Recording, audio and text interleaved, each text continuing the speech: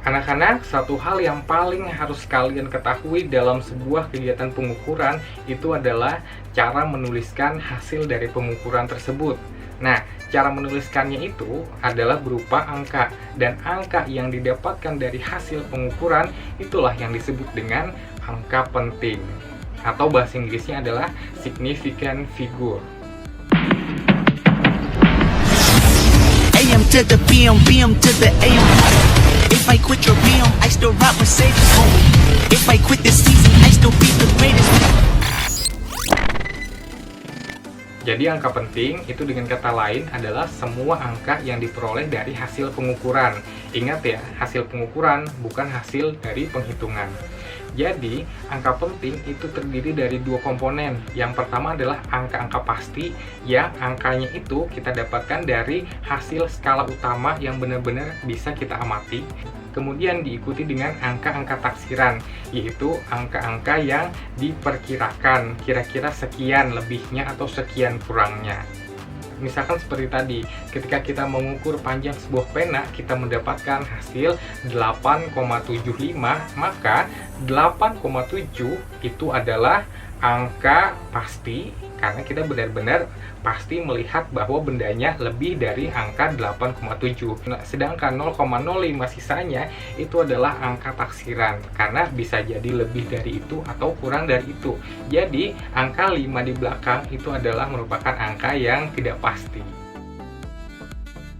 Lalu bagaimana seandainya kita mendapatkan sebuah angka hasil dari pengukuran, tapi dengan angka yang banyak sekali?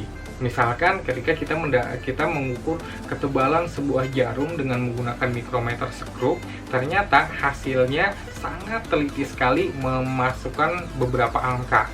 Nah, yang di sini kita harus tahu bagaimana cara penulisan angka pentingnya. Karena di sini ada aturannya loh anak-anak. Ada 6 aturan. Yang pertama, semua angka yang bukan 0 itu adalah angka penting. Contoh, 72,753. Artinya, kalau di sini kan tidak ada angka nolnya, maka semuanya dianggap sebagai angka penting. Yang kedua, semua angka 0 yang terletak di antara angka-angka yang bukan 0 itu juga adalah angka penting. Maksudnya seperti ini.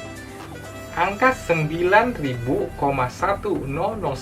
itu kan memang benar ada angka nolnya, tapi dia diapit, ujungnya bukan angka 0, ujungnya lagi bukan angka 0, maka semuanya itu adalah angka penting. Kalau kita hitung, maka di sini terdapat 9 angka penting. Aturan ketiga, semua angka 0 yang terletak di belakang angka yang bukan 0 yang terakhir, tetapi terletak di depan tanda desimal, itu adalah angka penting. Contohnya misalnya 3,0000, maka itu adalah 5 angka penting. Aturan yang keempat, angka 0 yang terletak di belakang angka yang bukan 0 yang terakhir dan di belakang tanda desimal itu adalah angka penting. Contohnya, pada angka 67,50000, maka itu terdiri dari 7 angka penting. Aturan yang kelima, angka 0 yang terletak di belakang angka yang bukan 0 terakhir dan dengan tanda desimal adalah bukan angka penting. Contoh, 470000, maka ini hanya berisi 2 angka penting, yaitu hanya 4 dan 7-nya saja. Dan yang terakhir, angka 0 yang terletak di depan angka yang bukan 0 pertama, itu adalah bukan angka penting. Contohnya, 0,0000789 itu hanya memiliki 3 angka penting, yaitu angka 7, 8, dan 9. 0 yang lain itu bukan angka penting. Kenapa kita harus memahami aturan penggunaan angka-angka penting ini? Karena anak-anak, ketika kita melakukan sebuah hasil pengukuran, kemudian kita menghitung atau melakukan operasi penghitungan menggunakan angka-angka hasil pengukuran tadi, maka semuanya itu harus memenuhi aturan-aturan secara matematika dan fisika agar hasilnya bisa dipertanggungjawabkan. Aturan-aturannya itu adalah sebagai berikut. Pada operasi penjumlahan dan pengurangan angka-angka penting, hanya boleh terdapat 1 angka taksiran. Contohnya ya, 2,33 cm.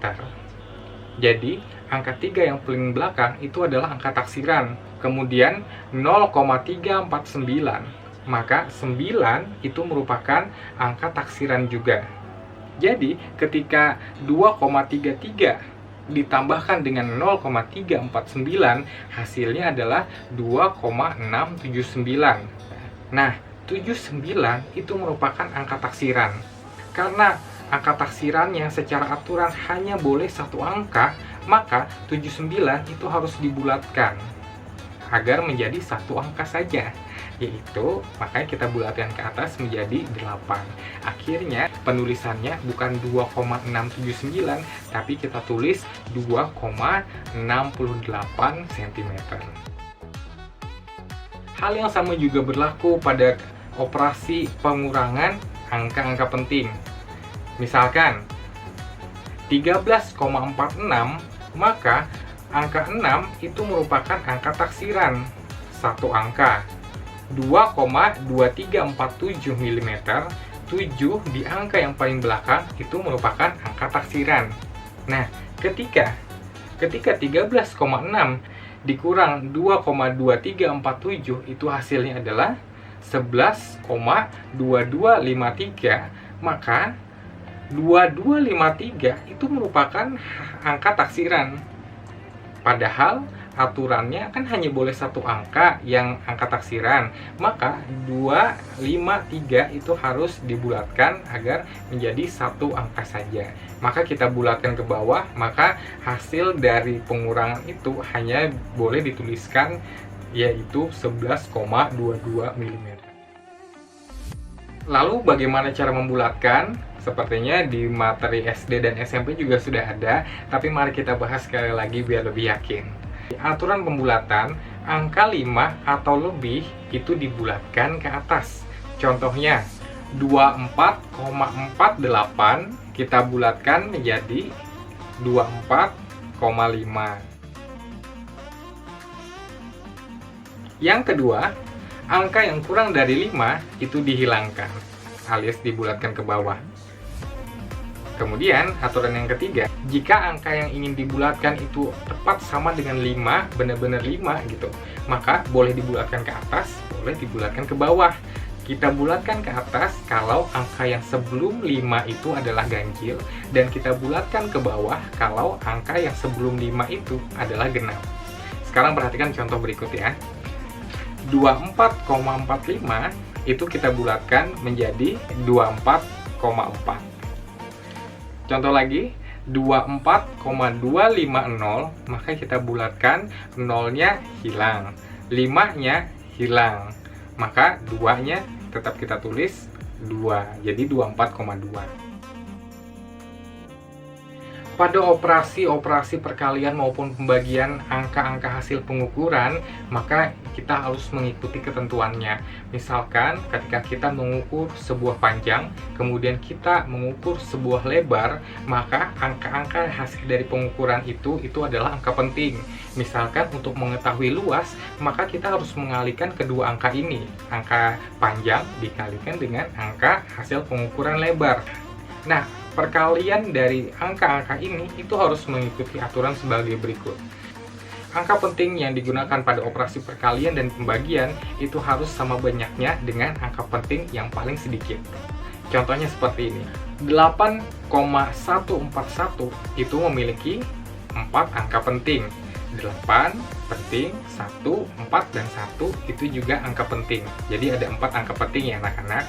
Kemudian 0,22 itu memiliki 2 angka penting saja, karena 0 itu bukan angka penting, 0 yang di depan. Jadi ada 4 angka penting dikalikan dengan 2 angka penting, maka hasil dari perkalian 8,141 dikali 0,22 itu harus berisi hanya 2 angka penting saja. Ya, kenapa tidak 4? Karena angka penting yang paling sedikit itu yang dipakai. Bagaimana Pak kalau hasilnya banyak? Nih, hasil perkaliannya itu adalah 1,79102. Nah, ini kan angkanya kan banyak, maka harus dibulatkan sampai ketemu 2 angka penting saja. Sekarang kita bulatkan ya. 2 karena kurang dari 5, maka dibuang. 0 kita buang lagi. 1 kita buang.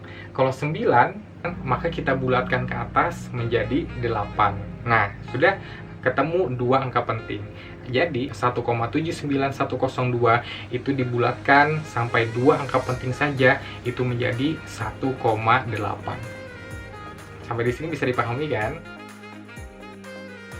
Aturan yang sama juga berlaku pada operasi pembagian. Misalkan 1,432 itu memiliki 4 angka penting. Kemudian dibagi dengan 2,68 yang memiliki 3 angka penting. Hasilnya, kalau kita bagi pakai kalkulator, maka kita mendapatkan angka 0,53432. Dan ini kan terdiri dari 5 angka penting nih. Hasil pembagiannya terdiri dari 5 angka penting. Sedangkan angka penting yang paling sedikit itu jumlahnya 3.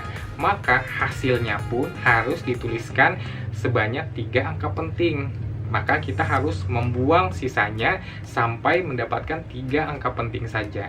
Jadi caranya 2 kita buang, 3 kita buang. Kemudian maka kita mendapatkan 0,534, 3 angka penting. Itulah hasil dari pembagiannya.